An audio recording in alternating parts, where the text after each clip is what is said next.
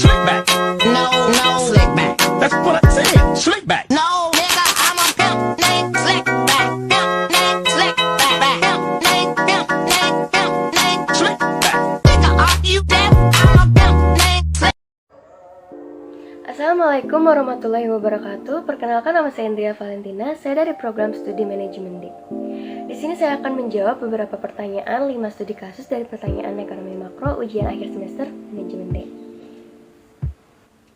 Pada soal nomor 1 dengan studi kasus pengaruh kebijakan moneter terhadap masyarakat Indonesia. Menurut saya, dan jawaban dari pertanyaan opini nomor 1, yaitu faktor-faktor yang memengaruhi efektivitas kebijakan moneter ada beberapa contoh, yaitu nilai tukar rupiah realistis.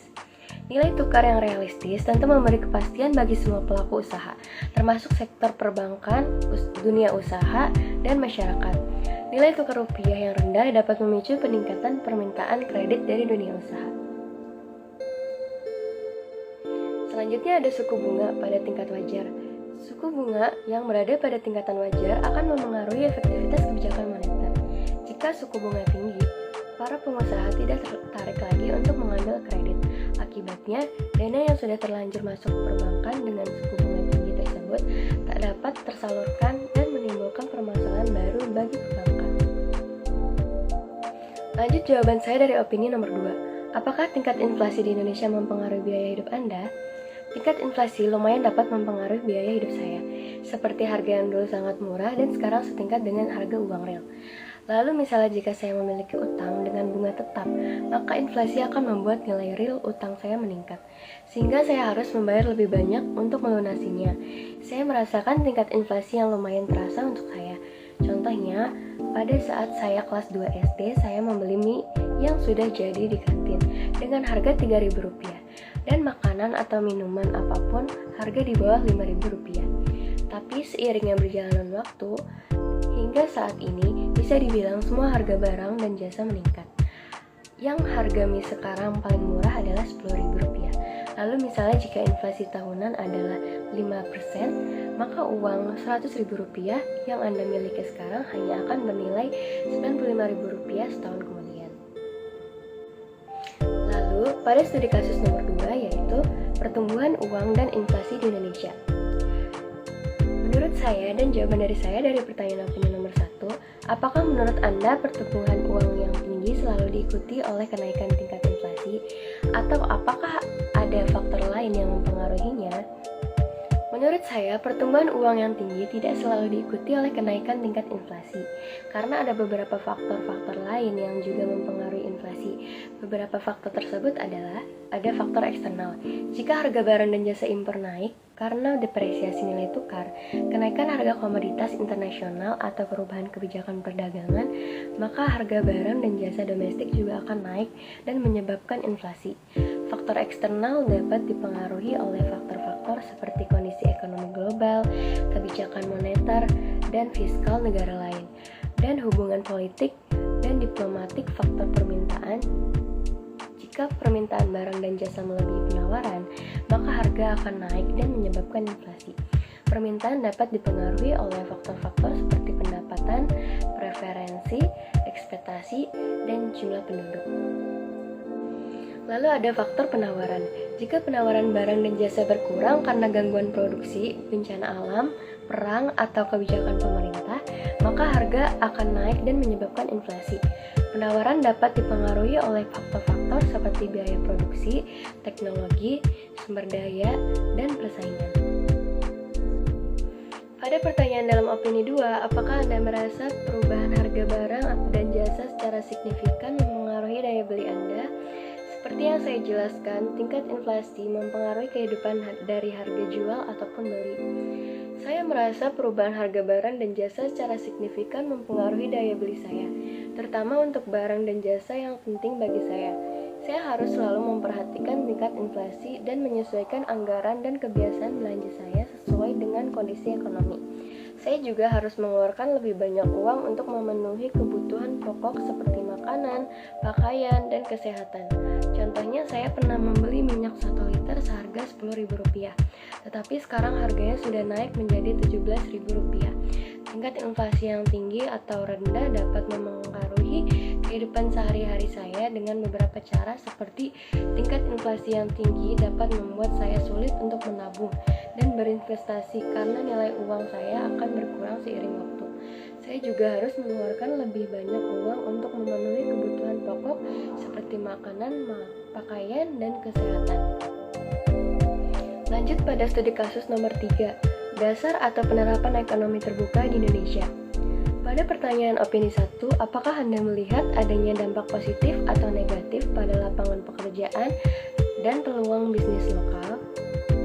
Umumnya, dampak keterbukaan ekonomi pada pertumbuhan ada baiknya seperti meningkatkan permintaan akan tenaga kerja yang berkualitas, namun keterbukaan ekonomi juga dapat mengancam kelangsungan usaha yang kurang kompetitif. Menurut saya, keterbukaan ekonomi, terutama melalui perdagangan internasional, dapat berkontribusi terhadap pertumbuhan ekonomi Indonesia dengan beberapa cara, seperti terutama UMKM dan menyebabkan hilangnya lapangan kerja di sektor-sektor tertentu. Oleh karena itu, saya berpendapat bahwa keterbukaan ekonomi harus diimbangi dengan kebijakan-kebijakan yang dapat meningkatkan kapasitas dan daya tahan perekonomian Indonesia, seperti peningkatan kualitas sumber daya manusia, pengembangan infrastruktur, dan perlindungan sosial. Dengan demikian, Indonesia dapat memanfaatkan peluang dan mengatasi tantangan yang ditimbulkan oleh keterbukaan ekonomi sebagai berikut. Yang pertama, memperluas pasar dan akses bagi produk dan jasa Indonesia di pasar global, sehingga dapat meningkatkan ekspor dan pendapatan nasional. Yang kedua, mendorong inovasi dan diversifikasi produk dan jasa di Indonesia sehingga dapat meningkatkan daya saing dan nilai tambah. Pada pertanyaan opini 2, dengan surplus neraca perdagangan yang dialami oleh Indonesia, sejauh mana menurut Anda hal ini menguntungkan perekonomian? Pertama, surplus neraca perdagangan adalah kondisi ketika nilai ekspor suatu negara melebihi nilai impornya. Surplus neraca perdagangan dapat memberikan manfaat bagi perekonomian seperti meningkatkan cadangan devisa dan mendorong pertumbuhan sektor ekspor. Surplus neraca perdagangan dapat memberikan beberapa manfaat bagi perekonomian seperti yang pertama, meningkatkan cadangan devisa yang dapat digunakan untuk membayar utang luar negeri, menstabilkan nilai tukar, dan membiayai pembangunan. Yang kedua, mendorong pertumbuhan sektor ekspor yang dapat meningkatkan produksi, pendapatan, dan lapangan kerja. Yang ketiga, memperbaiki neraca pembayaran yang dapat meningkatkan kredibilitas dan kepercayaan internasional. Lanjut pada studi kasus nomor 4, permintaan dan penawaran agregat di Indonesia. Seperti studi kasus sebelumnya, permintaan agregat adalah jumlah seluruh permintaan barang dan jasa dalam perekonomian suatu negara pada tingkat harga tertentu. Permintaan dan penawaran agregat di Indonesia dipengaruhi oleh berbagai faktor, seperti kondisi ekonomi global, kebijakan moneter dan fiskal, tingkat inflasi, nilai tukar, dan faktor-faktor lainnya. Pada opini 1, menurut saya, faktor-faktor yang paling berpengaruh terhadap konsumsi rumah tangga di Indonesia saat ini adalah yaitu harga. Harga merupakan faktor yang mempengaruhi daya beli rumah tangga. Semakin tinggi harga barang dan jasa, semakin rendah daya beli rumah tangga. Sebaliknya, semakin rendah harga barang dan jasa, semakin tinggi daya beli rumah tangga. Lalu ada pendapatan.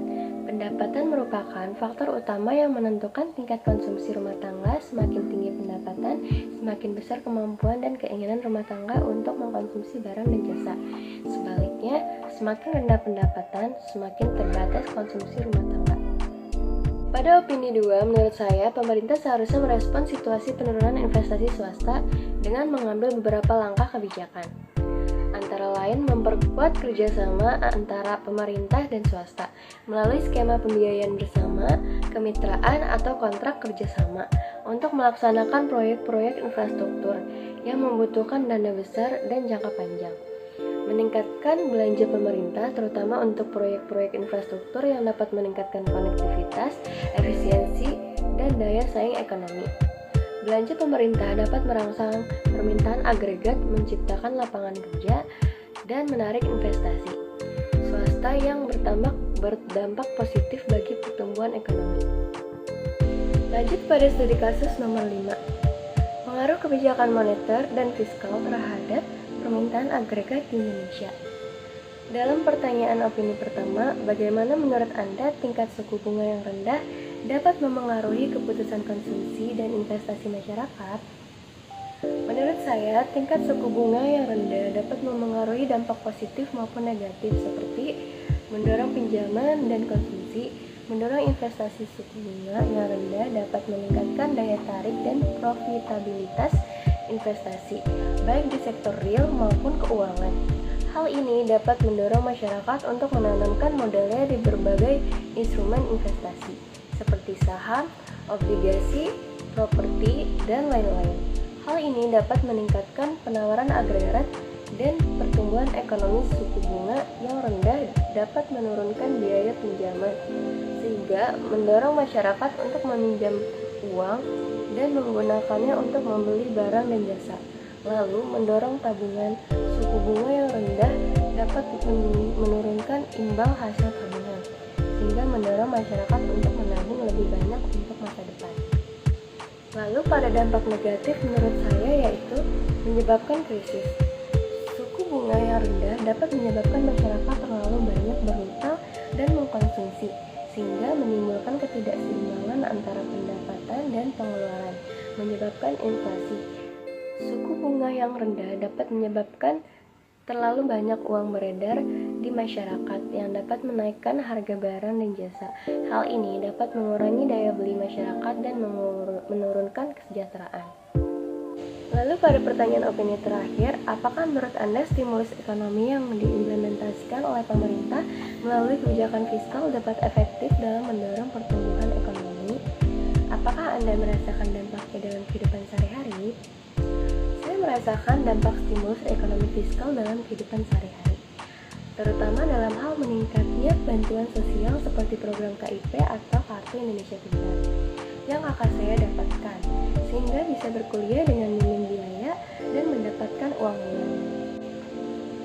Stimulus ekonomi fiskal dapat meningkatkan pengeluaran pemerintah, memberikan bantuan sosial, dan mendukung sektor-sektor prioritas seperti kesehatan, pariwisata, infrastruktur, dan UMKM.